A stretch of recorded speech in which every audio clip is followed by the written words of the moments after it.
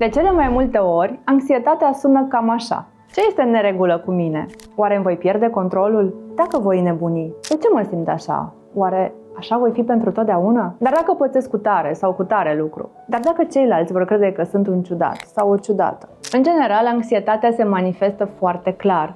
Atacuri de panică, gânduri de îngrijorare, stări foarte neplăcute în corpul nostru, transpirații, puls crescut, amețeală, sufocare, tremuri sau dureri musculare. Dar, în alte cazuri, anxietatea înseamnă și îți redai de multe ori în minte conversațiile pe care le-ai avut peste zi. Ai nevoie ca ceilalți să-ți ofere asigurări peste asigurări. Procrastinezi, din teamă să nu greșești. Îți este foarte dificil să iei decizii. Anulezi planuri pentru că anticipezi scenarii negative. Anxietatea îți poate distorsiona foarte mult realitatea, însă ea nu te definește. Gândurile haotice și stările intense te pot face să te îndoiești de tine, dar este esențial să-ți amintești că acestea sunt doar niște reacții temporare ale creierului tău. Ele nu reflectă cine ești tu cu adevărat. Te aștept aici să-mi vorbești despre gândurile tale. Lasă-mi un mesaj să te pot ajuta.